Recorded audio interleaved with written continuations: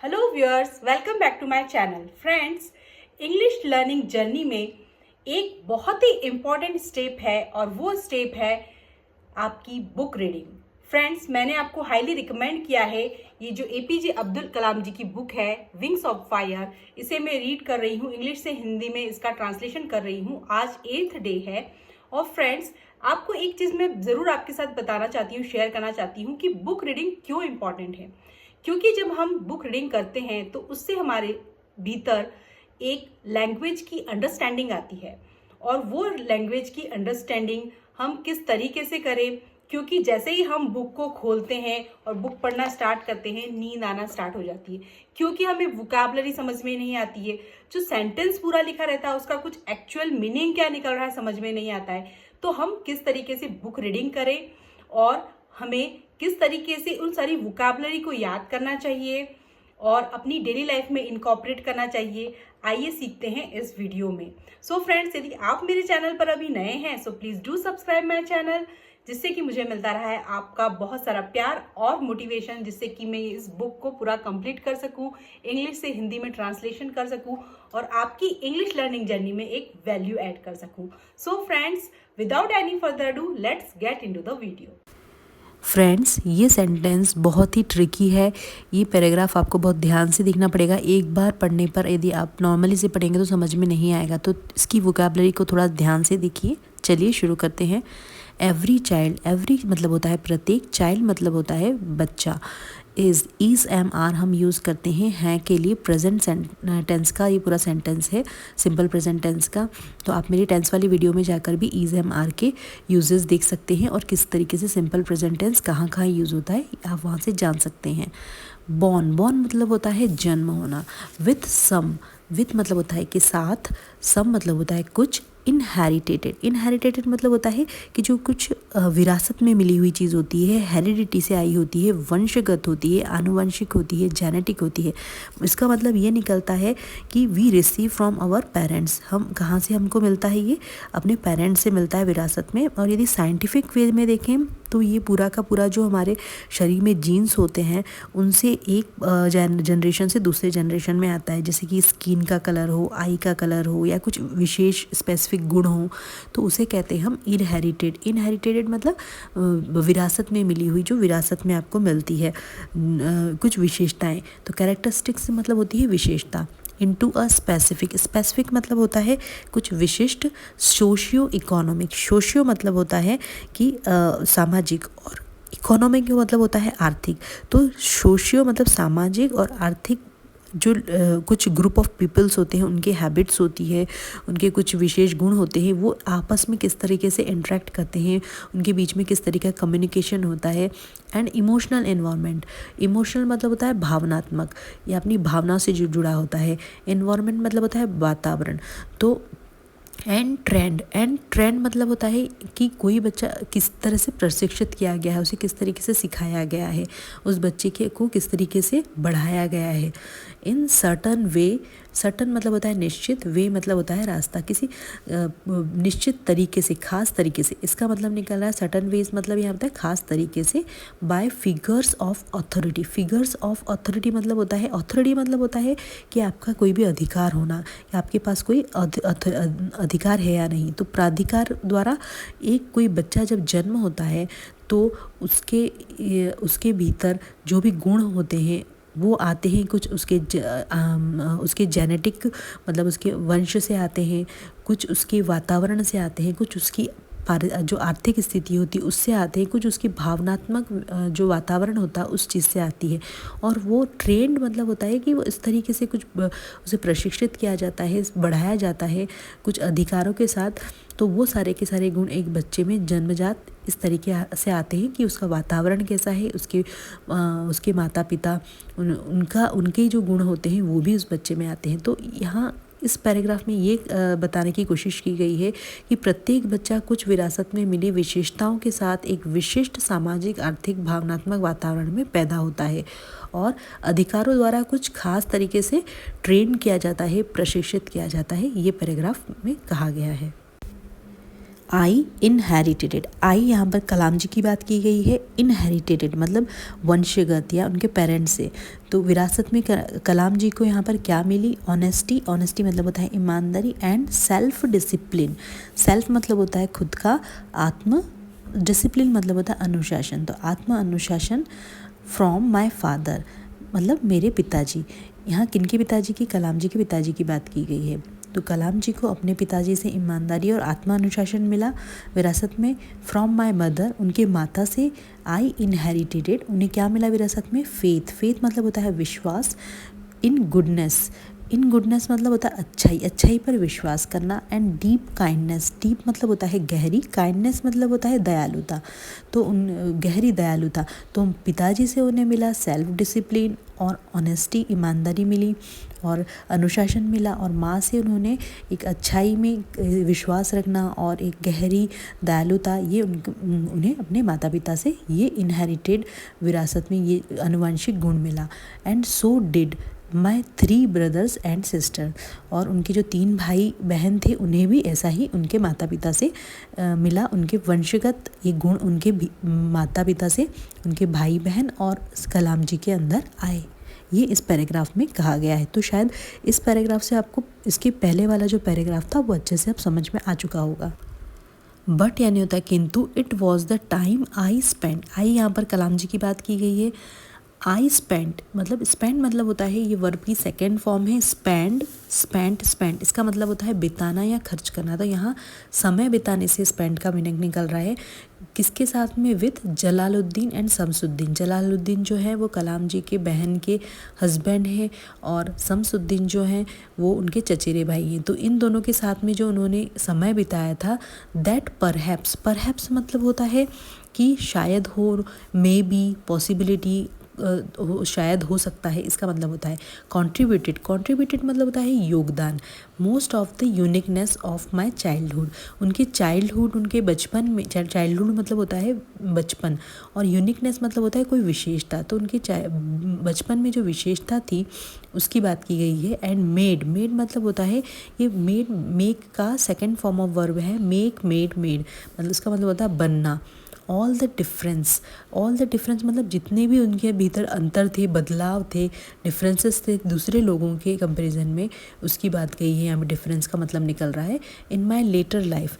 Letter मतलब होता है बाद में, लाइफ मतलब होता है जीवन। तो मेरे बाद के जीवन में। तो पूरे पैराग्राफ का ये मीनिंग निकल रहा है कि कुछ जो उनके कलाम जी के भीतर जो गुण थे उनके माता पिता से आए थे, उनके आर्थिक, सामाजिक, पारिवारिक वातावरण से आए थे। और कुछ गुण जो उन्होंने जलालुद्दीन और शमसुद्दीन जी के साथ में बिताए थे, हो सकता है कि उनसे भी उन्होंने बहुत अच्छी अच्छी चीज़ें सीखी।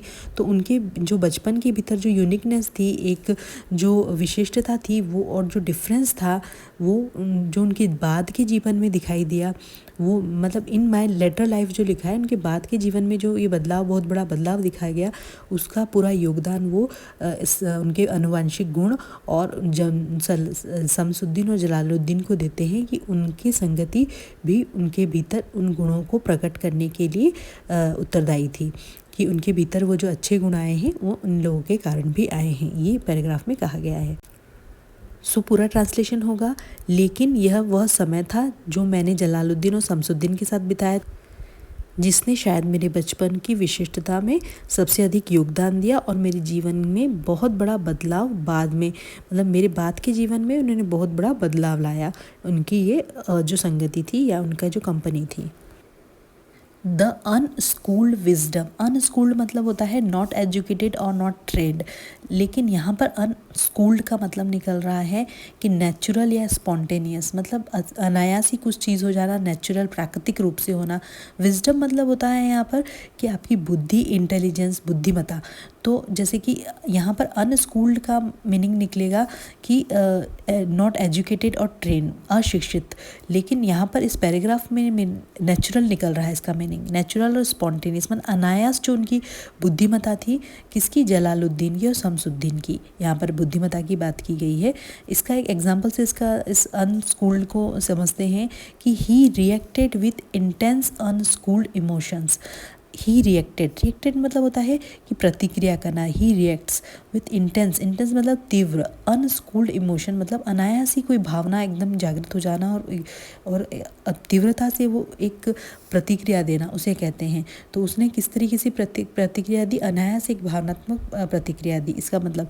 तो अनस्कूल्ड मतलब होता है कि स्पॉन्टेनियस, एकदम नेचुरल कोई चीज़ होना, है ना। तो उनकी जो बुद्धिमत्ता थी वो बहुत ही नेचुरल थी, बहुत ही स्पॉन्टेनियस थी, अनायास थी, जिसमें कुछ भी मिलावट नहीं थी। तो यहाँ पर अनस्कूल्ड का मतलब, अनस्कूल्ड विजडम मतलब निकल रहा है कि अनायास उनकी नेचुरल प्राकृतिक बुद्धिमत्ता जो थी जलालुद्दीन की। किंतु जलालुद्दीन ज़्यादा पढ़े लिखे नहीं थे, लेकिन वो बहुत ही इंटेलिजेंट थे, ऐसा पैराग्राफ में बताया गया है।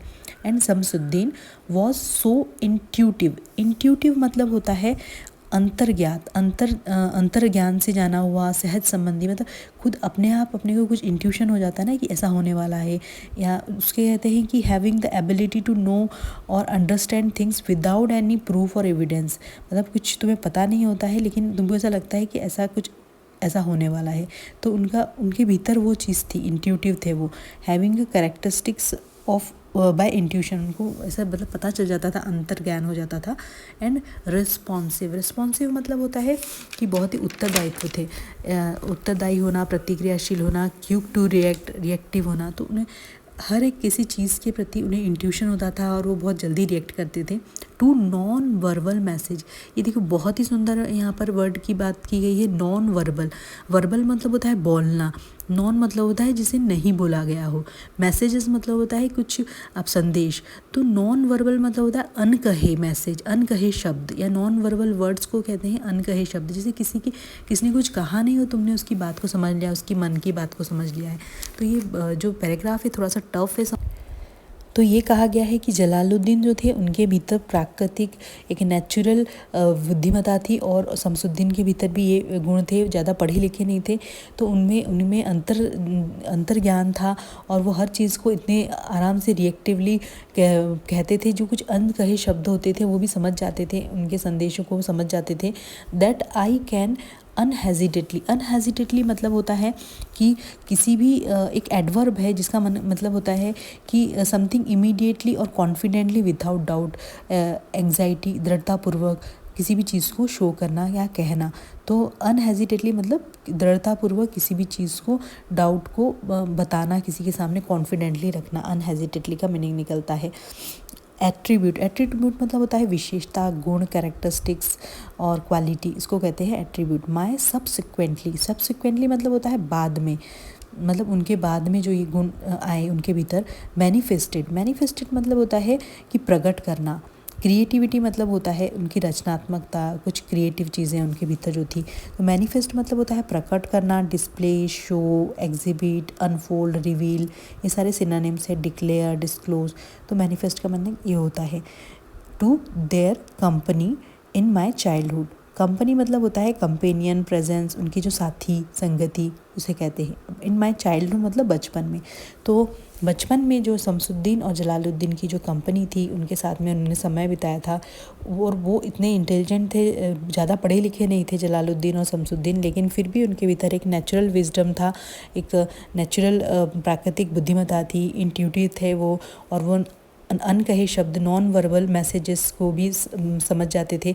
इसीलिए आई कैन अनहेजिटेटली, यहाँ आई मतलब किसकी बात की गई है, कलाम जी की। तो कलाम जी इसीलिए अपनी कोई भी विशेषता, जो गुण थे, वो जो उनके बाद में चाइल्डहुड की क्रिएटिविटी थी, जो उनके बाद में उनके पास में आई, वो सारा का सारा श्रेय उन दोनों को देना चाहते हैं।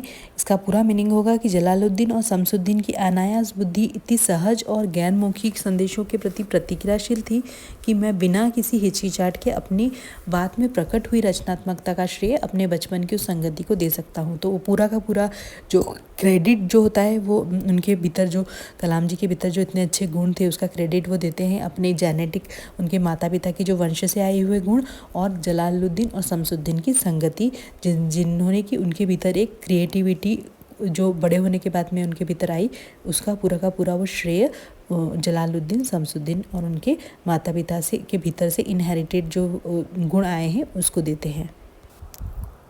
सो फ्रेंड्स, पैराग्राफ थोड़ा सा ट्रिकी है, इसलिए आज सिर्फ हम एक ही पैराग्राफ लेते हैं। सारी वोकैबलरी को मैंने एक जगह पर लिख लिया है, सो आप इसका स्क्रीनशॉट ज़रूर ले लीजिए। सो फ्रेंड्स, आई होप मैंने सारी की सारी वोकैबलरी को अच्छे से एक्सप्लेन कर दिया है। अब शायद आपको बुक पढ़ते समय नींद नहीं आएगी, इस टॉपिक को पढ़ते समय बिल्कुल भी नींद नहीं आएगी, क्योंकि अब आपको पूरा पका पकाया माल मिला है।